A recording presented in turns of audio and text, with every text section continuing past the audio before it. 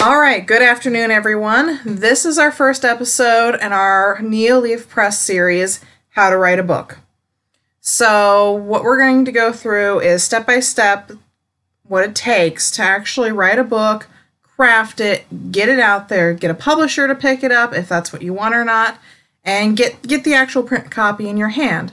So what we're going to go over today is what we're going to call step one of how to write a book. So step one is actually really interesting. It's not what you would think.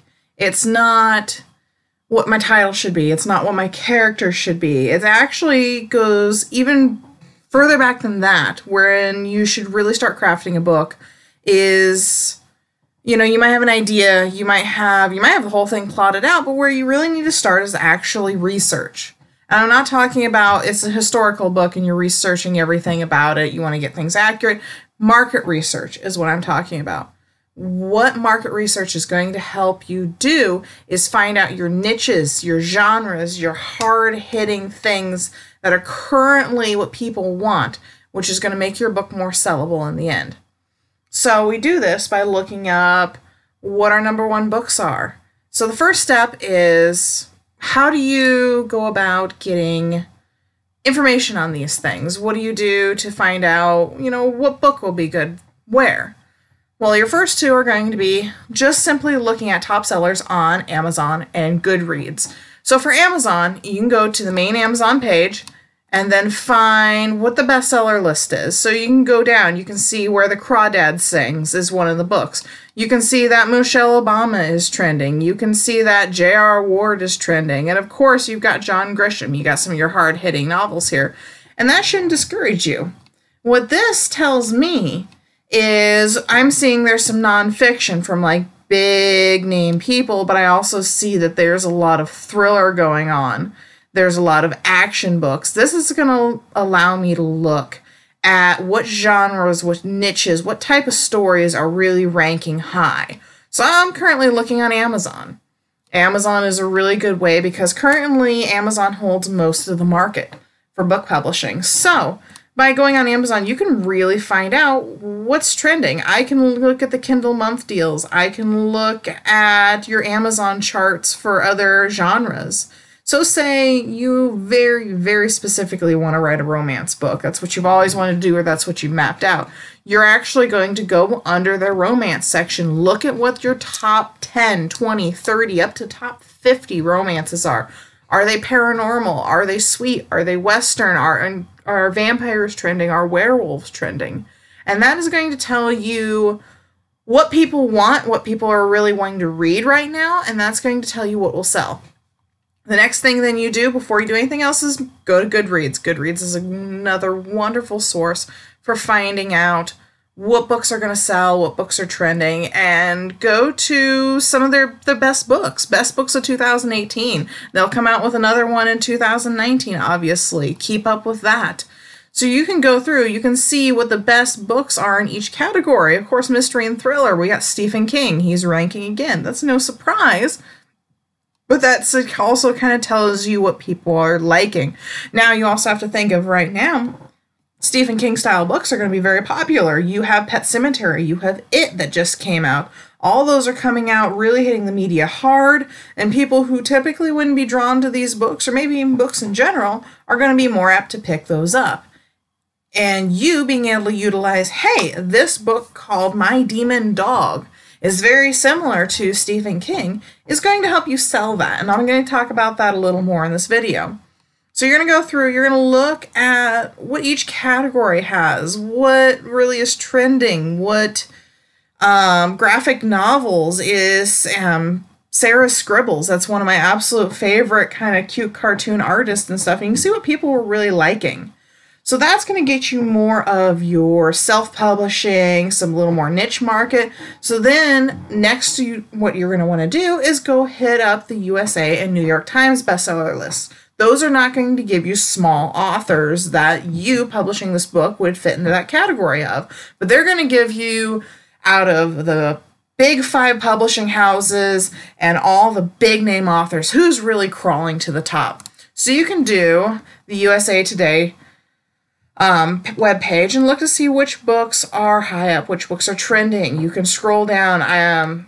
Supermarket by Bobby Hall is number 2, which is really a surprise to me because I look at this book, I look, how much it's ranked, and I look at the cover and go, as a publishing house, we wouldn't publish a book with that cover. And that just really goes to show you that if your book is good, you can sell it. You got to have something really good and powerful. Michelle Obama, of course, is still trending on this. Stuart Woods, no surprise. He's been trending for a very long time. This, you can also see that this list organizes things a little differently than your Amazon and Goodreads. You got slightly different results, which is great. That's good information. You can also filter by your genre. Say I want, again, romance. I'm a romance author. That is going to be really beneficial to you. And same thing with going to the New York Times bestseller list. That is going to help you, again, find out what is trending. And what it's telling me is pretty much the same thing. We got a lot of action books. Action, kind of like your James Bond style, is really pushing to the top right now. And so that's going to be your first step. You want to find which niche market, what genre, what type of things are selling, because you, if you can, don't necessarily want to write something that's, ranked number, 500,000 down on the list.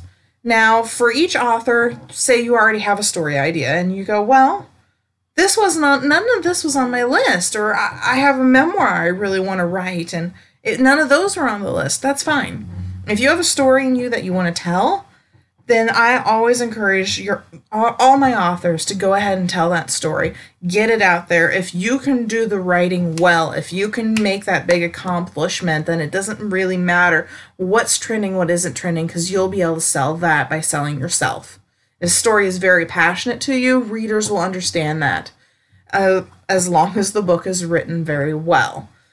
So the next thing we're going to do is, so we kind of know what's going on with the trends on the market. So now we're going to look at future current trends. And by that I mean what's coming out next year.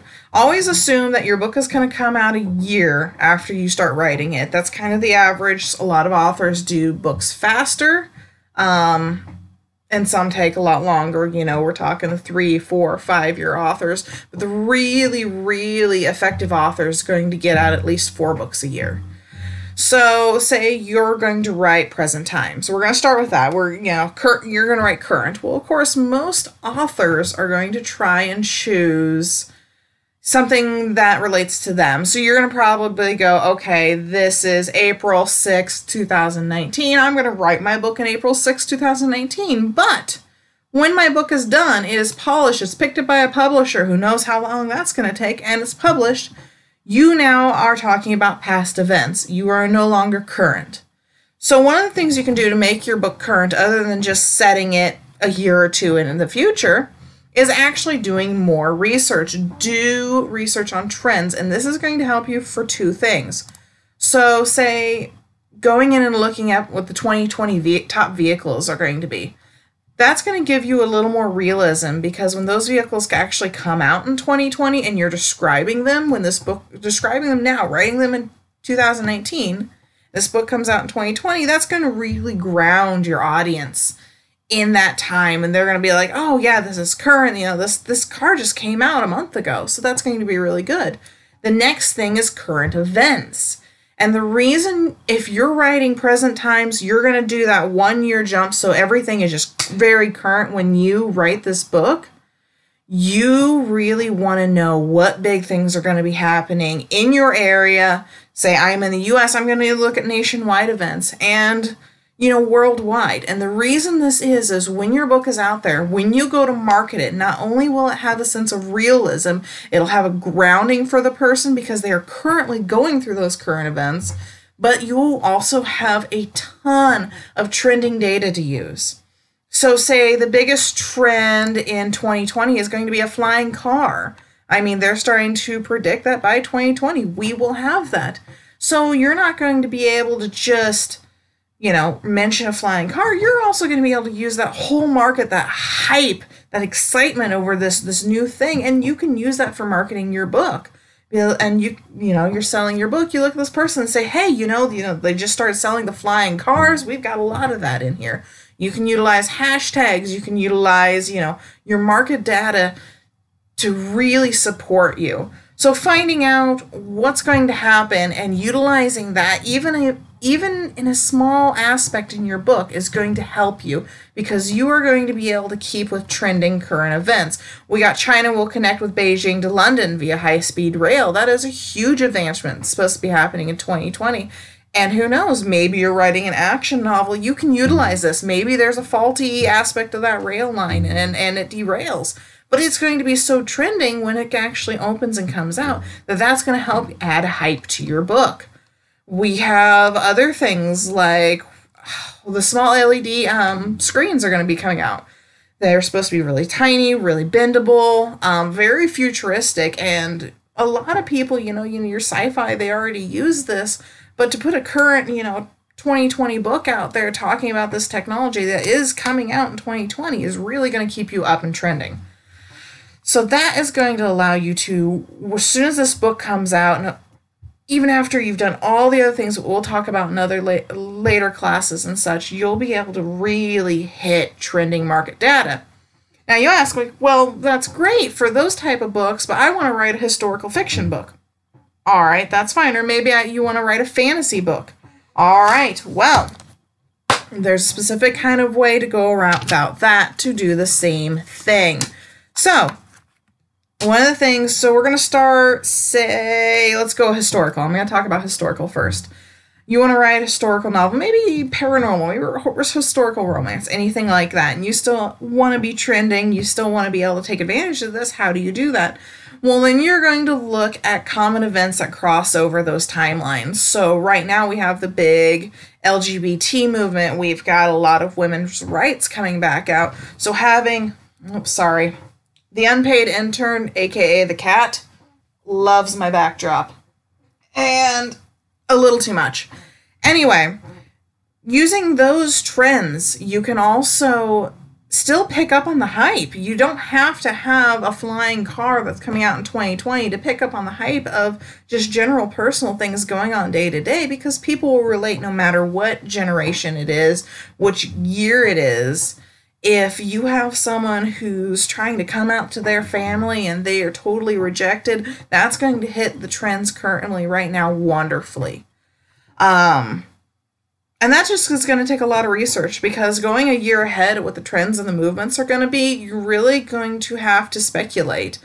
Are these things going to become more accepted? Are they not? Marijuana use right now just kind of blew up. It became really big.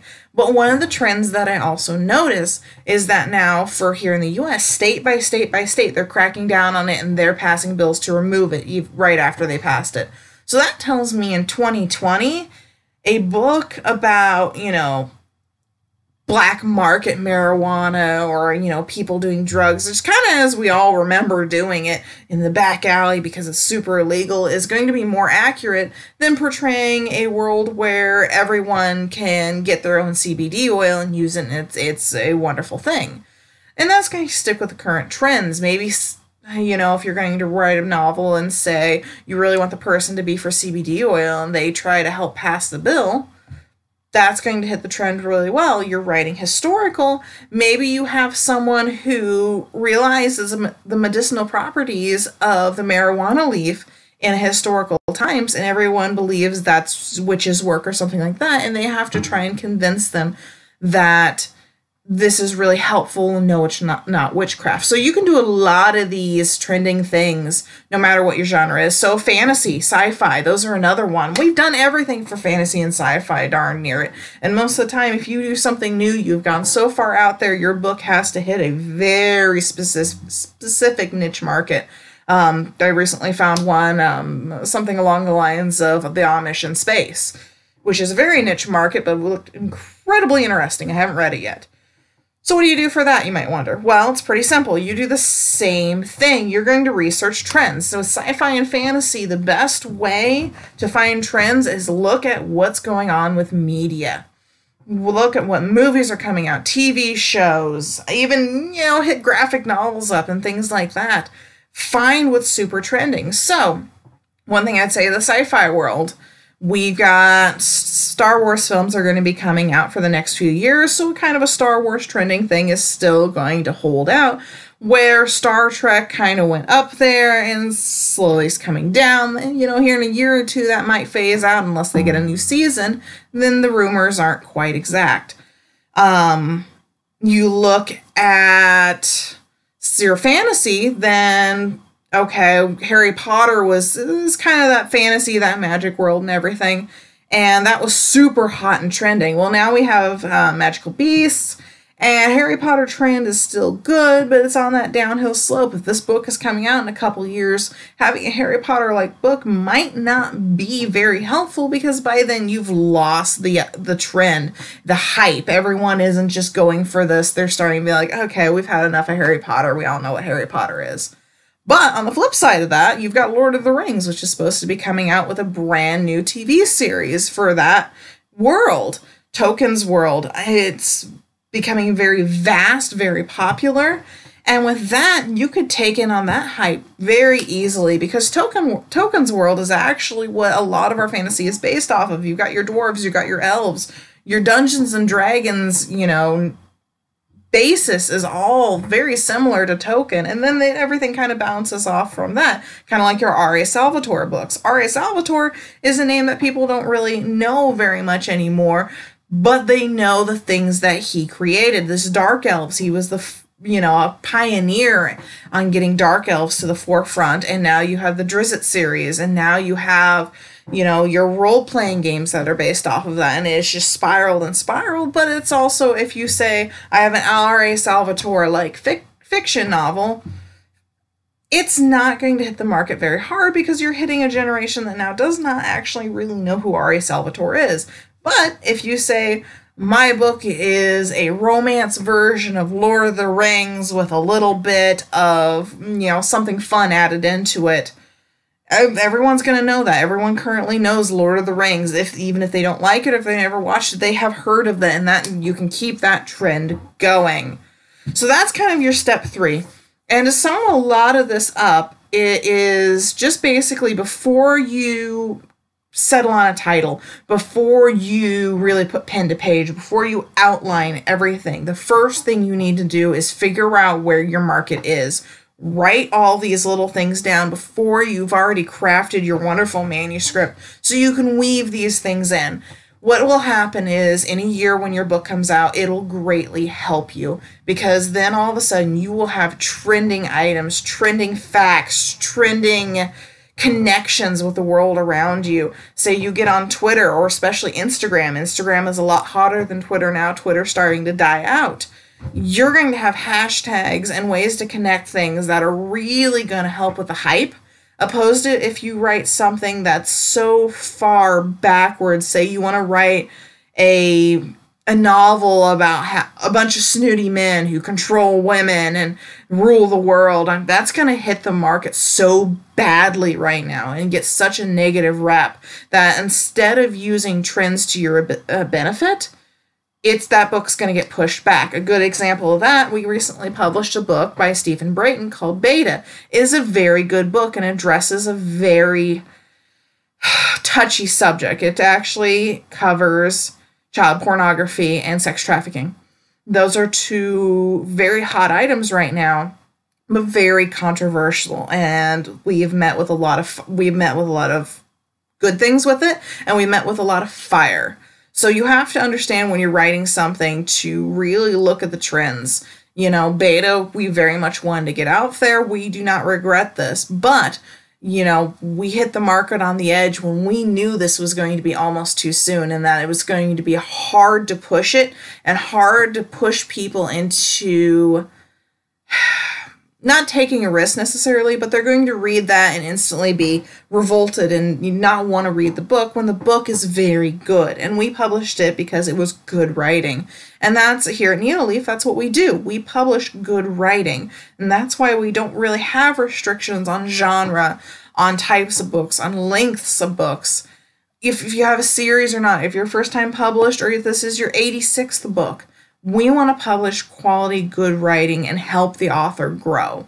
So with that, we will look the other way for something that's really good, but we also knew we were going to get hit with this fire. So those are all things to really think about.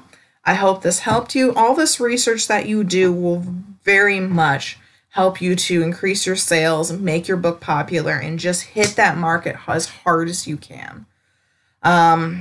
Next one, we're actually going to go through step 2, so hopefully you'll be able to tune in and watch for that one when it comes out. Thank you, everybody, and have a good night.